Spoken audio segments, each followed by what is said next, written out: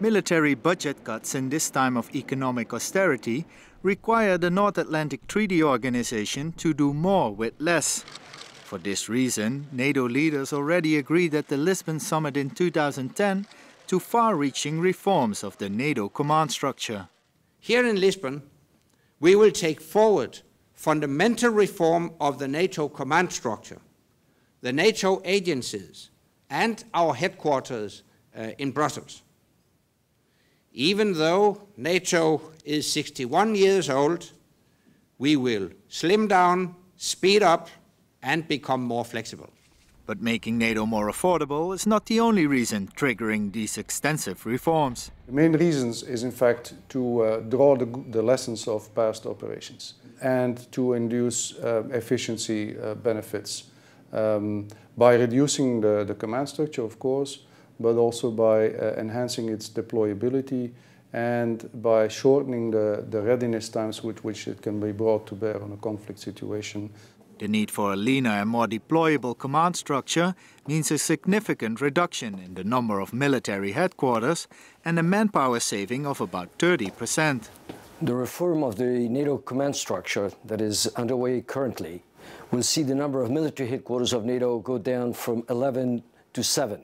Of these, 2 will be strategic level command headquarters, 1 for operations in Belgium, 1 for transformation in Virginia in the United States. There will be 2 joint force headquarters to lead expeditionary operations up to a major joint operation involving maritime, land, and air forces. There will finally be 3 single service headquarters for land, air, and maritime forces, including for air defense and ballistic missile defense. The new structure not only simplifies command arrangements for NATO operations, but is also more efficient. We come from a concept where we physically had to deploy personnel into a theater. With information technology and communications that are enhancing satellite communications and all the forms of communications, it is now possible to apply command and control without physically having to move people into the theater and also put them in harm's way. By doing so, that also allows to downsize it and make it more affordable. Whereas NATO's political decision-making bodies are based in Brussels, Belgium, the NATO military command structure is in charge of planning and carrying out operations and missions.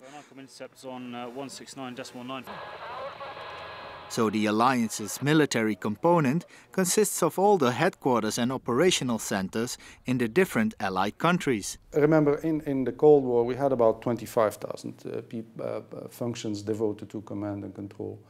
We had slimmed that down to about 13,000. And it is now reformed, retailored, redesigned to about 8,800 personnel functions, of which in fact 2,000 will then be devoted to command and control for the AWACS and the future project for Allied ground surveillance. This is not the first restructuring in the history of NATO.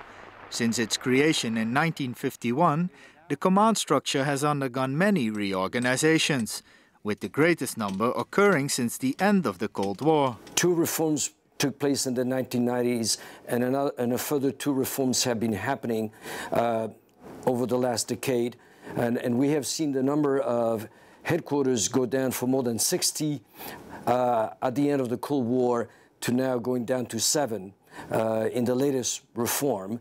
And I think it is a fairly small command structure in consideration of the fairly large establishments that constitute the 28 members of NATO. But still, many people see it as a bulky organization.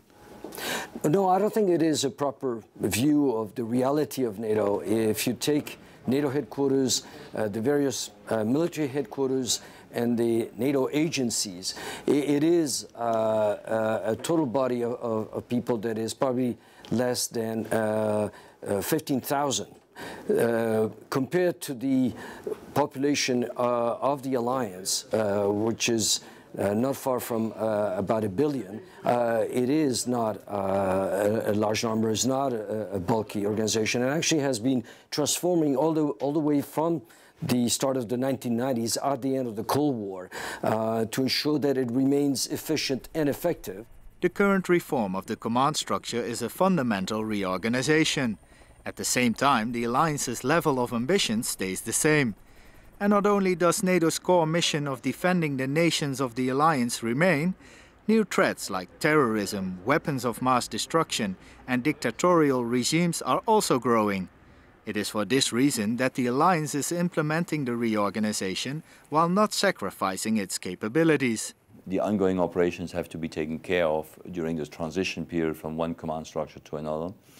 As you will know, there is a substantial reduction in manning, about 30%, which means that you have, and we are closing a substantial number of installations, which implies that you both have to move people and you have to move from an old structure which still has to be workable to a new structure which is going to grow in capacity. And this changeover needs to be regulated carefully, and we are very much focused on the whole of that process. Political events with far-reaching consequences such as the end of the Cold War and military operations such as ISAF in Afghanistan do trigger extensive reforms. To keep pace with all these changes and future challenges, NATO's military command structure and way of doing business will constantly keep evolving. I'm Karsten Reiniers, reporting for the NATO Channel.